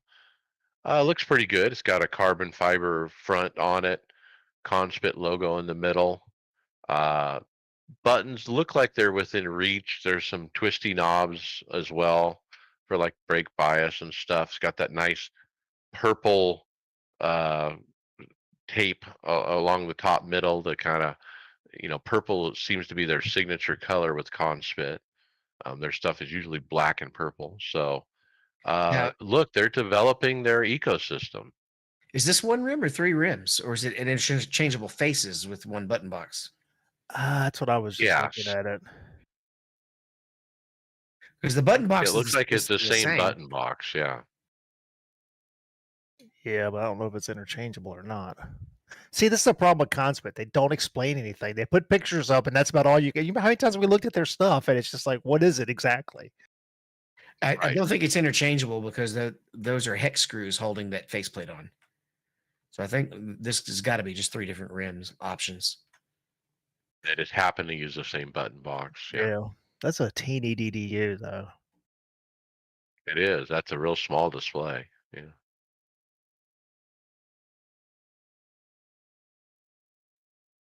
All right, we got a question about best value for Sim Magic, Mike. Yeah. Will Ford from Boosted Media. He looks at the Sim Magic ecosystem versus everything else. Um, yeah, I mean, they got some nice choices. They got three bases at three different uh, strengths. And I think Will Ford at the end of this, the conclusion was yes. I mean, they do compete with the other ecosystems, and I don't think he has any problem, recommending people buying into Sim Magic is the way I read it. Yeah, I watched it. I mean, you know, I'm a Sim Magic owner. I've got the Alpha wheelbase, and it's he does say that there's some differences between that, say Simicube and Acetec, and actually, I think he preferred almost Acetec over top of Simicube, but again, talks about it being in the software side of things, and I can tell you as a SimMagic owner, they're making some progress on the software side, which is good. I'm seeing improvements on every time they release a new update of the SimPro software. But look, the thing I liked about it when I started looking at these was the cost was considerably cheaper than SimiCube. And again, it was the ecosystem. I like the idea of a wireless connectivity for their wheels. And again, we talked about it before. They just continue to innovate. There doesn't seem to be any sort of stagnant. They're not stagnant. They're constantly trying to do stuff. We've talked about their pedals and the P1000s and all the mods and all that stuff that you can do with them. So some of the guys on the team, have got their pedals. So and Will says that for most people, somewhere between that 12 to 15 newton meters is fine. You know, would I like to go up to something heavier? Probably, and I may down the road, but I'm very comfortable with a 15 newton meter wheel right now. Yep. All right, this next one, Mike, probably caught your eye because you have a homemade Win Sim. This one looks like a nice prepackaged option. Yeah, it's basically the same thing I had, which was two computer fans on a flange that feeds into a hose, a big thick black hose kind of thing, into a like a red flange on the far side that blows on you. Now the problem with this, what I encountered is the fans weren't powerful enough to blow through all the tube and everything. And so I actually ditched all that. I just use the fans only, and the controller is all I have, and it seems to be okay for what I'm doing. But I don't know. I mean, this is from AliExpress. It's a package, and like I said, use at your own risk. In my experience, you probably won't get enough wind through these. Look at the shipping price. It's literally almost as much as the item. It's the other side of the world, right? $138. $138 for the item. The shipping is $76. That's just for that's for one tube. If you click on the two one, it goes to 220 or 219. Oh, I see. Very clever with the pricing. And I'm going to be quiet about the whole wind sim thing. I'm not going to say anything. Look, it's a nice feature, and I like the sound of it too. But I'll be honest, preparing for summer, I've actually got two floor fans that are blowing on me from either side to help me cool down, and it's kind of negating the whole part of it because I have these massive fans blowing at me. My question is, when you start racing in the rain, are you going to put misters up on your fans as well? I Yeah, I don't know about that. All right, we got time for one more. Let's talk pedal haptics. 3D Wrap has announced a new 12-volt pedal haptic system on Instagram. Now, my question is: this just an accessory that can go on any pedal, or do they make the pedals as well? No. So I did look at this. They offer it for multiple pedals. So the haptic things is pretty neat. Sim Magic, I think, kind of started this with theirs. This is just another version of it. So it's something I think I'm kind of looking at maybe down the road. But yeah, looking at this, it's available for multiple pedal types. Now, I don't know if 12 volt is that much different than what Sim Magic or some of the other ones are. There's multiple ones out there. Um, but I think it's a pretty neat idea, especially on the brakes. If you're running cars that have ABS, that's where I think you're going to get the biggest response out of this. Well, you can put it on a throttle for wheel slip as well if you're not using a butt kick or something like that. So you can just tell when your car's either tight or threatening to get loose. 150 pounds to 209 pounds, depending on configuration. Yeah, the most valuable haptic feedback I get from my butt kicker is tire scrub. All right, because I know that means I'm on the edge of loose and I'm tight, and it tells me if I'm just pushing it too hard as well. Yeah. I mean, I think before I would do anything, I would probably look at doing, not necessarily a butt kicker, but maybe, you know, 4 post uh, pucks or something. Um, Before I'd probably go with the haptics on the pedals. I'm interested in the haptic things. I think I like those Sim Magic ones. I wonder if I can make those work on what I have. But yeah, I think that is something on my short list too. All right, well, let's wrap the hardware and move on to some results. Okay, Friday Open. It was Coda, Texas. David P12. It says meh. Yeah. There wasn't a whole lot of action at Coda. It's such a spread out track. You're basically going to finish with how fast you are unless you screw up. You don't even really have to deal with other drivers that much. If they're faster than you, they're going to be gone once and out of the way. So that's how fast I was.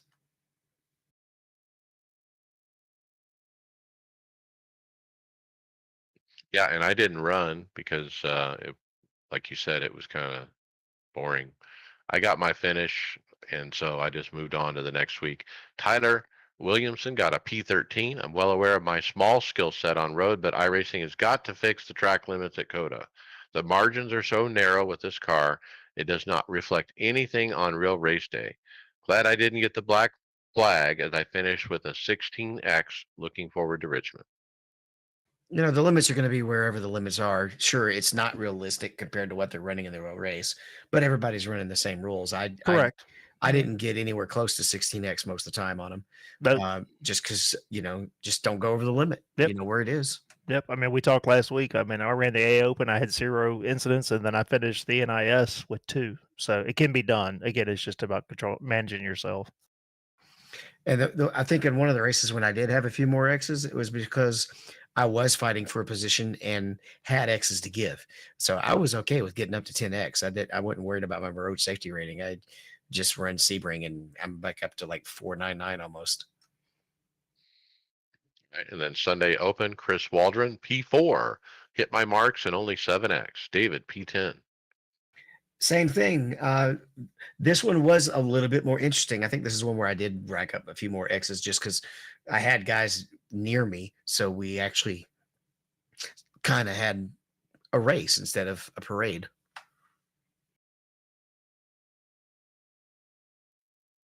All right, now let's get back to Richmond. Wednesday Open. You missed Chris. No, I called his before you did yours. My bad. I was reading down. All right, and then Wednesday Open, I ran, started in the back, quickly worked my way to the top 10, started working my way slowly up and got to the lead with 70 to go. I ended up finishing the race on P4. I had newer tires than the guys in front of me, but there were no late cautions, so I could try to make a run for the win. We'll get them next time. But dude, if I had a late caution, I probably would have won that because those guys had 25 lapped older tires, everybody around me. And so I was just hoping for that dang caution. I was going to win that race, but it didn't happen. David, you got wrecked. Yeah. Not a whole lot I could do. It's just, and this is twice now I've had this exact kind of wreck where I'm catching a guy on the long run and he starts to just, I guess, get on the gas because he's frustrated that somebody's catching him and the other people are getting away from him as well. He wiggles in front of me, hits the wall, basically loses so much momentum I can't avoid him and smash into him full speed. It's an accident, but why does it keep happening in front of me? All right, Justin Pearson, he got wrecked out. Tyler Williamson, wrecked but not totaled, finished 26th after taking major damage just over halfway, avoided a wreck out of 2 and got blasted in the rear. Then 30 laps later, turned and won. The racing product in NIS is comparable to Carb Cup, just unfortunate. Brad, P9. Yep. Got back to, finished where I started ninth. Ran top 10 really first third of the race until I ended up getting turned. So again, the problem I have with Richmond is guys just think that they can throw it in there underneath you, especially into turn 1, but this happened into 3.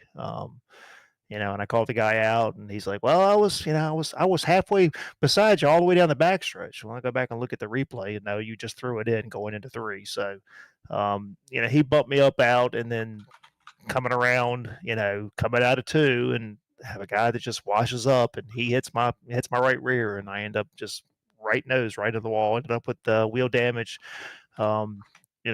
Stayed out with the wheel damage because I didn't want to lose a lap. We ended up with some cautions. I did a better job with managing my race itself. I had about 2.5 minutes of damage. I think I got all but about 50 seconds of it fixed. Got lucky with some late race cautions. Was able to kind of drive back up there. Got really aggressive a few times because I was mad. And got back to ninth. So I'm glad for that, but looking forward to tomorrow night because I really think I probably had a top 5 car, if not a win. Just was that good. Nice top 10 there. Justin and I ran today, Thursday Open. Justin wrecked out, and he said he lost talent. I ran in top split, and you got Nicholas Roman in there, and Sean, and all these 7,000-8,000 iRating guys. Anyway, I was car 31. I worked my way forward to run top 10 basically, got as high as 4th, There were 9 cautions in the first part of the race, but the last 120 laps were green flag runs to the end. I really didn't fade on that long run, and pretty proud of that top 10 and the top split.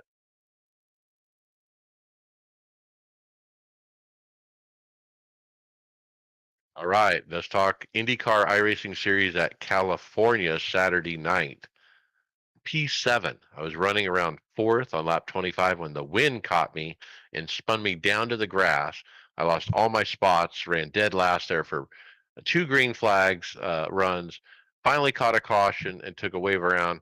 Caught another caution to get caught up on fuel. Worked my way forward to work my forward approaching that final stop. I stayed out and ran out of fuel and pit with 15, but then with the other leaders had short pitted, there was a 5-car breakaway up front. I finished P7. Super fun race. Yeah, the wind was crazy when you'd come out of the corner, and it would just like blow you down the track if you weren't careful. Tom Dreiling ran with us, P5. We went caution free for 135 laps. I restarted P19 on the restart, worked my way up. Some of the most fun I've had, 3 and 4 wide in IndyCar. Donnie Spiker got wrecked out.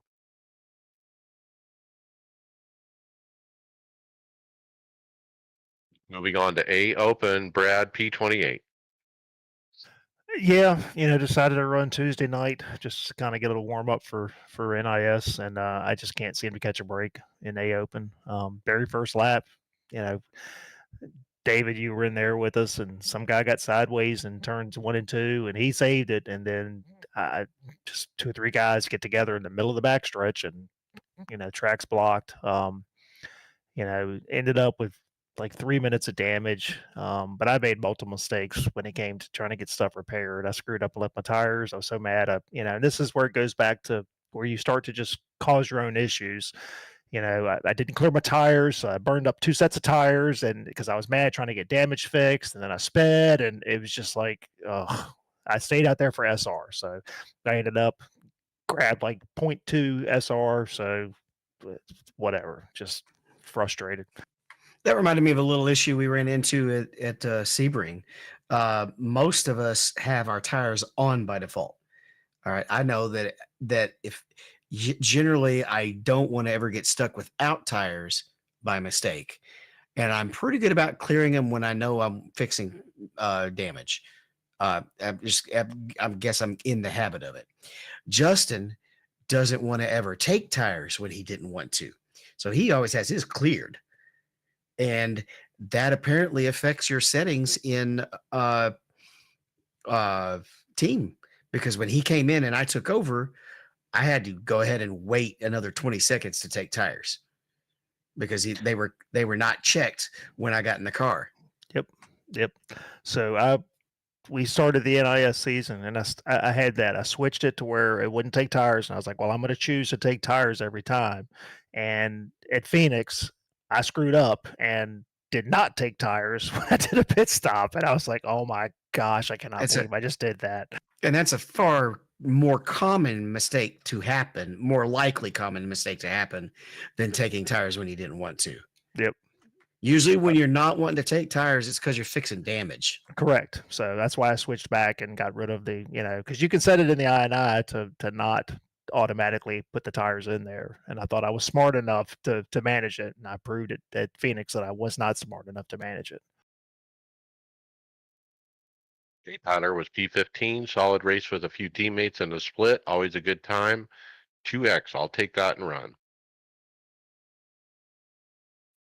All right. I ran hosted Jet Car at Michigan, Chris McGuire. I actually hit the barrels on a green flag pit stop, wrecked out. I came because they always have green flag stops in those short races, and I cooked it in there really hot and too hot, and I got into the barrels. FF 1600 at Lime Rock in the rain. This is one of the cars that is rain enabled. And so we ran at Lime Rock. I went from 20th to finish P6. Super fun with no damage on. So that was the trick in that hosted event. No damage on. It made it fun because when you went off and you bend the car, you just get back into gas and get back on track and keep going. And so we had a lot of fun with that. Next up, I ran the FIA F4 at Sebring, qualified P8 out of 24. Shout out to listener Tom Gulker, who was in my race. Tom actually got wrecked out and finished 13th. I was fighting hard for 5th, and we went for a wild ride in the hairpin, and I got dumped. Spun off course, fell back to 13th, but was able to work my way back up to finish P8 with the damaged car. Ran again the next day, qualified 9th, my fastest lap yet. Got ran over from behind the last corner of a lap. Two big time fella got taken out from behind. Fell clear to the back, but came home to finish P17.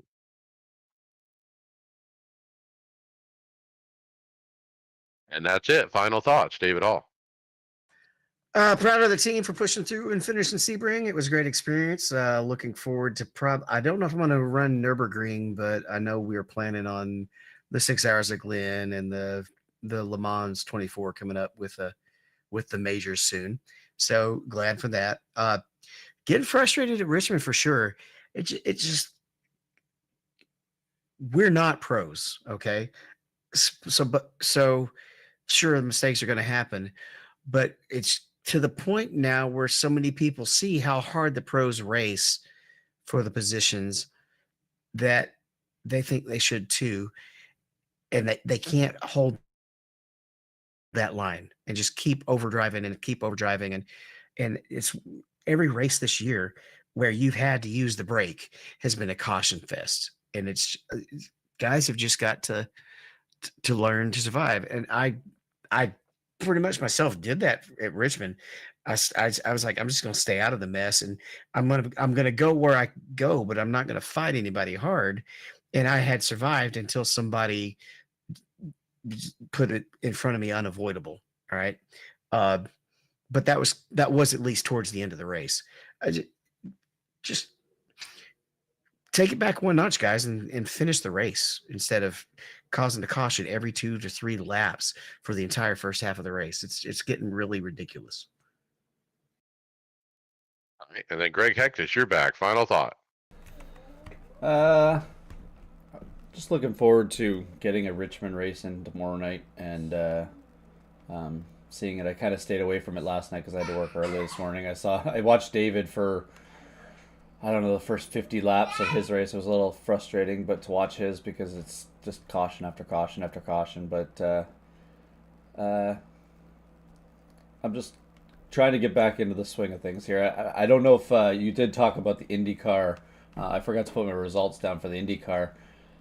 That was probably one of the most exciting races I've ever been a part of to run in that thing. I got wrecked out with like 2 to go, but man, was it fun running 3 and 4 wide for, I don't know, the whole race pretty much, just because everybody's saving fuel. But I had fun, and I look forward to more tracks like that with the IndyCar too sometimes.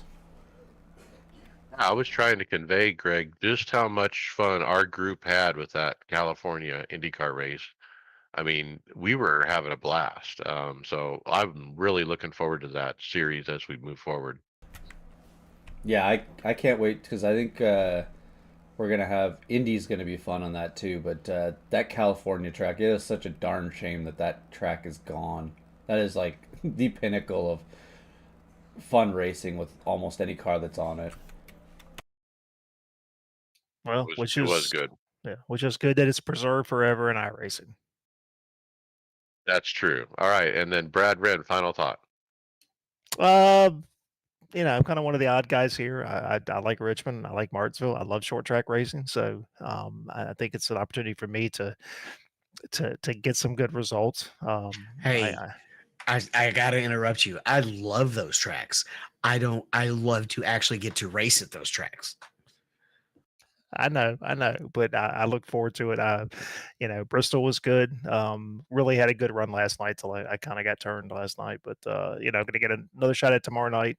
Looking forward to Martinsville, as I'm sure most people aren't, but I'm I'm encouraged because every week I continue to see myself moving up in the points in NIS. I've struggled to get my I rating back up from getting back on the service last July. I came back after being gone for 7 years at like a 3,400, and I'm down to, I've gotten back up to about 2,800. So I just got to, turn some more laps, get a few more races in, but just trying to get back into a good, consistent groove, and run where I know I can run. So, in a good spot, and it's I've said it before. It's great to be in a group with guys in this team that it's encouragement every time, and you can bounce ideas off each other, and it's fun to get out there, and especially when we're all in the same race, it's just enjoyable the banter that we have back and forth. And it just really makes the whole experience so much better than just out there turning laps by yourself. So thank you guys, I appreciate it. And on a note with that about bouncing other ideas off each other, our group now for really the last year or two, or maybe even longer, it's been quite a while. We're kind of able to argue, but then just keep sitting at the table, if that makes sense now. Yep. Like, yeah, my final thoughts. I'm still validated. I usually run top 5 at Richmond, and I did. I ran 4th, and then I ran 10th in top split. Validation. And then I look back at my previous wins last year. I won Martinsville last year. Ooh, Martinsville's next. So I'm ready. I'm ready to win. Can I win at Richmond? I think I can. If I had gotten that late caution, I could have won that race. So tomorrow night, I'm going for the win. And so next week, going for the win, Martinsville. I looked back at my wins, and I realized I've been thinking I was at 97 career wins for the longest time, but I'm actually at 98. I got my last win December 15th in one of these formula cars. Um, but I'm at 98, so I have goals. I want to get to 100 before the season's out. Points, David, I took a peek. I'm leading you. I think I'm 3rd in points. You're 4th. We have a couple guys ahead of us that we're battling, but it looks like we're already in a good position to battle for points. Yeah, I don't really have a point race applied this week, right? Because I got wrecked out. So I should jump up about 150 points if I get a decent finish. And I'm also already started a spreadsheet that I don't know if you saw me post it, where I'm going to be tracking our drop weeks as well as we run instead of just looking at the points. So it was interesting statistically. Everybody except for the guy that was leading at the end of last week, their road race was their drop week. He was a good road racer and had high road racing points, and then dropped one of his oval weeks instead. And what's really going to happen for almost everybody is the road racers' advantage is going to get erased after all the drop weeks are kicked in, because even his road win was a lot less points than my 10th place at an oval at Bristol. Right, he won out of all of our top 10 in the division. He had the highest score at Coda, and it was like 140. I was gonna say I'm gonna be the one that's gonna be using all the road points just to get caught up. Yeah, but to win this championship, you're gonna need to average 170 a race. I ain't winning anything. Roughly. I ain't winning anything after the first 6 weeks of problems. Yeah, and to finish my thought, kind of wondering where my I rating is gonna shake out to. I kind of artificially grew to a number probably too high, and then I had some really bad weeks where I was poorly, did poorly and fell back, and now I'm around 3,300 and seem to be climbing again. So, kind of curious where it's going to peak. So we'll see. With that, we'll see you on the track later.